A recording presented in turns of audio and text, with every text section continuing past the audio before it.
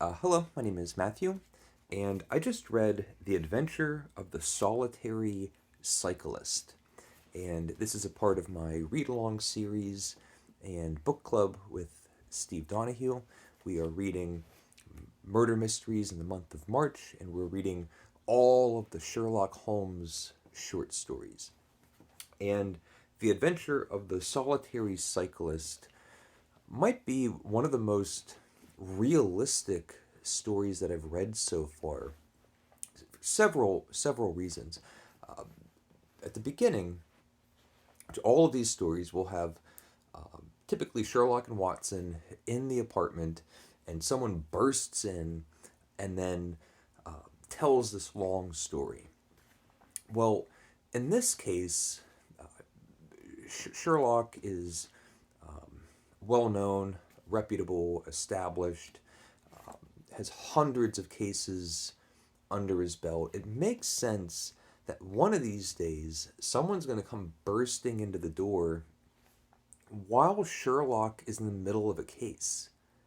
And that's what happens. Somebody comes in while, as we're told, Sherlock dramatically swings across the spectrum of wild activity and deep concentration to periods of complete sedentary idleness.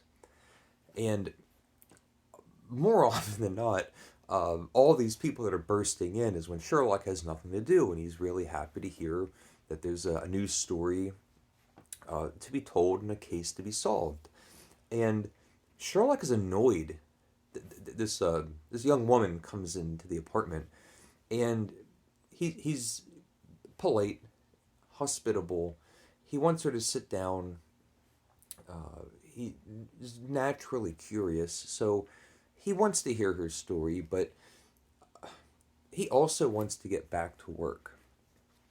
So that detail I found realistic in this world.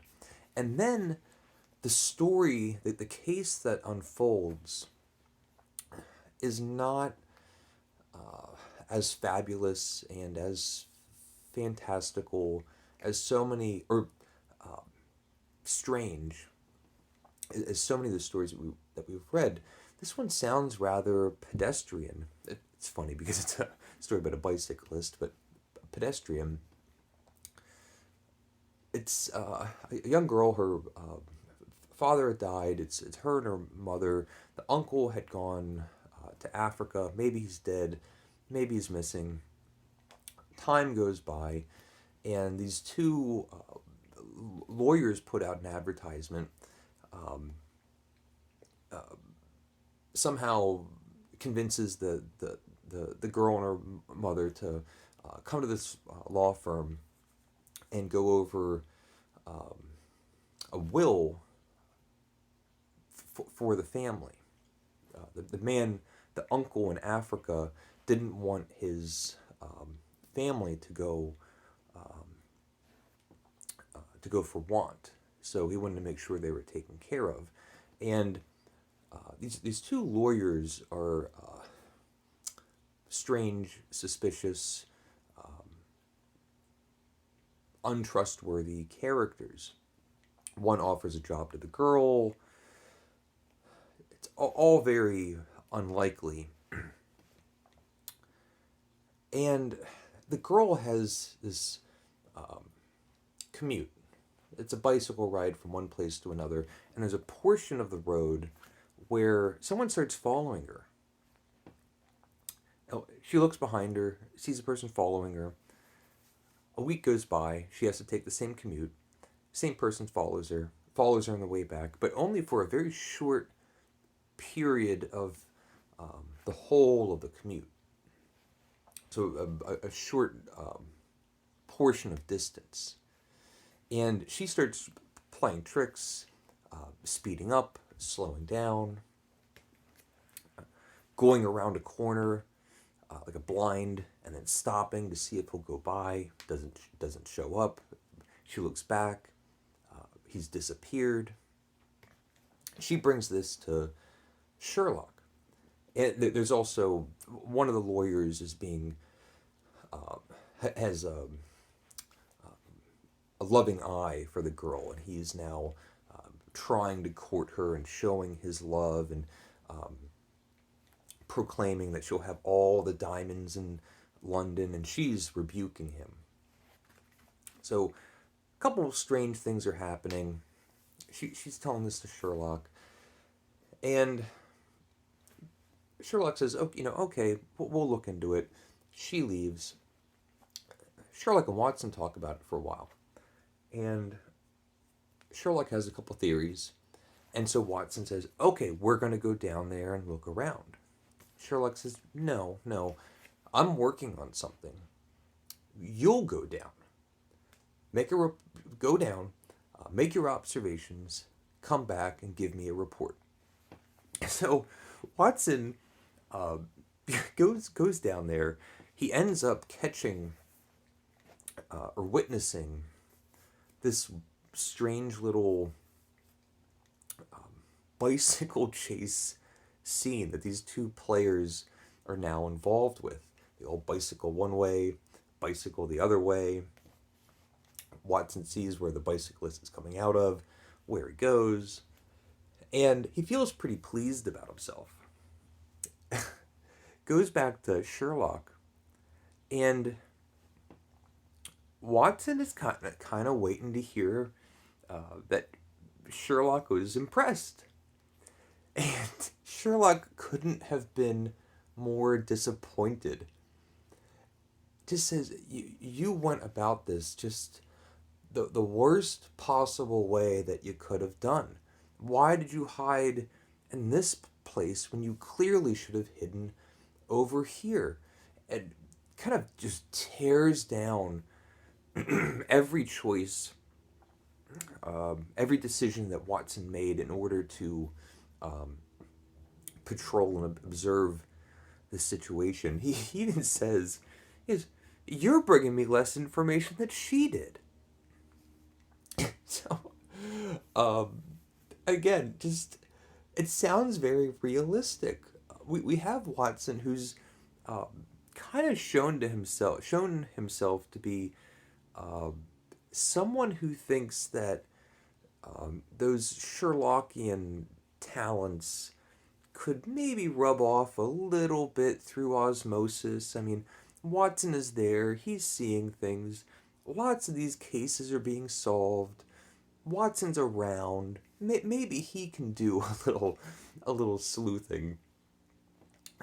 Sherlock just, you've brought me less than I have less information now than when she was talking. Um, the tension, some of the drama heightens up a little bit. It still feels very small scale. Sherlock and Watson finally go down there. There's another bit of there's a chase sequence. We find out that the suspicious bicyclist wasn't after her, but was actually trying to protect her. She ends up getting kidnapped. There's going to be this forced marriage. There's guns fired. Someone is shot. And Sherlock and Watson are there to stop it. They didn't necessarily solve anything. The case wasn't solved by Sherlock. He didn't even really make very many deductions. He was able to prevent something from happening. He was there when this woman essentially was going to be kidnapped,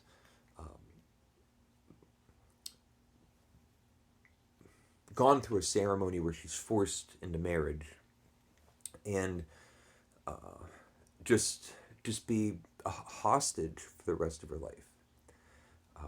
And we learn about why these attorneys were even there and what actually happened to the uncle, and little bits of the mystery folds and unfolds, and it's enjoyable. It felt a little slight, not as intense or as dramatic or as theatrical as many of the other stories. I think in part is we didn't get Sherlock's theatrics. We didn't get him making these supernatural observations or these things that just floor people. And the story didn't have, it had a different tone to it. It felt more pastoral, slightly silly. The little bicycle chase scenes, even being perilous in their small way, also felt a little sweet. They're riding their bicycles. The girl was in danger and afraid, but it's a little bicycle chase scene. And I think those are my thoughts on this short story. The some of the realistic aspects I found more intriguing than the case itself. It wasn't the strongest case, almost by design. Again, thinking about some of the realistic aspects of this case, it makes sense for someone that has all these cases. Some of them are a little less dramatic, a little bit more small scale. Small scale doesn't mean unimportant, but toned down a little bit, and I liked that. I probably won't remember this one. I didn't remember it reading it again, but enjoyable. Just an enjoyable short story by, I keep wanting to say by Sherlock Holmes. So, The Adventure of the Solitary Cyclist. Let me know if you've read it. Thank you for watching. Please leave a comment if you would like, and take care. Thank you.